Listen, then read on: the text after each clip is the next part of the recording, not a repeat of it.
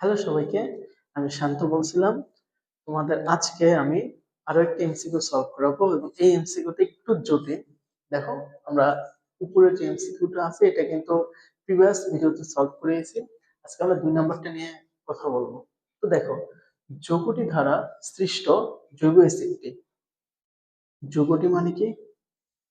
এই যে এই যৌগটা, এখানে কি আছে ভাই? OH আছে। তাহলে OH থাকলে কি হবে? সেটা রাইবোজ অর্থাৎ আরএনএ। রাইবোজ দিয়ে কি তৈরি হয় ভাই? আরএনএ তৈরি হয়। তার মানে আরএনএ দ্বারা সৃষ্ট জৈব অ্যাসিড বা এই যে যৌগটি দ্বারা সৃষ্ট জৈব অ্যাসিড অর্থাৎ রাইবোজ দ্বারা তৈরি জৈব অ্যাসিডের নাম কি ভাই?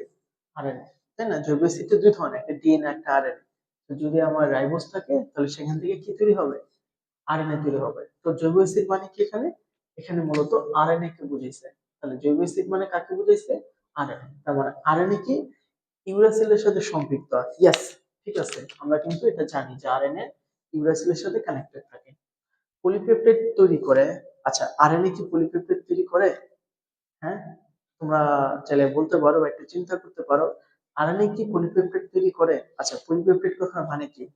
পলিপেপটাইড মানে হচ্ছে প্রোটিন তৈরি করা, তাই না? পলিপেপটাইড মানে কি? প্রোটিন তৈরি করা। তাহলে আরএনএ কি প্রোটিন তৈরি করে? অবভিয়াসলি করে। কিভাবে করে? তোমরা ট্রান্সলেশন প্রক্রিয়াতে পড়ছিলাম, দেখো মনে আছে কিনা? ট্রান্সলেশনের মাধ্যম প্রক্রিয়া আমরা কি পড়ছিলাম বলতো? এমআরএনএ থেকে প্রোটিন তৈরি হয়, এমআরএনএ থেকে প্রোটিন তৈরি হয়। প্রক্রিয়ার নাম কি? ট্রান্সলেশন প্রক্রিয়া, তাই না? তার মানে আমার এই এমআরএনএ বা আরএনএ কিন্তু পলিপেপটাইডও তৈরি করে। ঠিক আছে? কিভাবে করে বা কোন প্রক্রিয়াতে করে? ট্রান্সলেশন প্রক্রিয়াতে করে। তার মানে 2 নম্বরটাও কি সঠিক। 3 নম্বরটাতে আসি, কোষীয় সাইটোপ্লাজমে থাকে। হ্যাঁ, আরএনএ মেইনলি দুইটা জায়গায় থাকে, একটা হচ্ছে অমসৃণ এন্ডোপ্লাজমিক রেটিকুলাম এবং আরেকটা হচ্ছে কোষের সাইটোপ্লাজম। এই দুই জায়গাতে মেইনলি আমরা আরএনএ দেখতে পাই। তাছাড়া আরএনএ কে আমরা পাই মাইটোকন্ড্রিয়ার ভেতরেও পাই, প্লাস্টিডের ভেতরেও আরএনএ দেখতে পাওয়া যায়।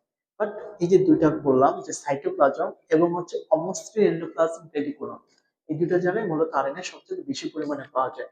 তার মানে আমার এটাও কিন্তু সঠিক। তাহলে আমার সঠিক উত্তর কি হচ্ছে? 1, 2 এবং 3, অর্থাৎ অর্থাৎ এই ঘ নাম্বারটা হচ্ছে আমাদের সঠিক উত্তর। ঠিক আছে? তো আশা করি তোমরা এমসিকিউটা খুব ভালোভাবে বুঝতে পারছো। তো আজকে আমরা এই পর্যন্তই রাখবো। ধন্যবাদ সবাইকে।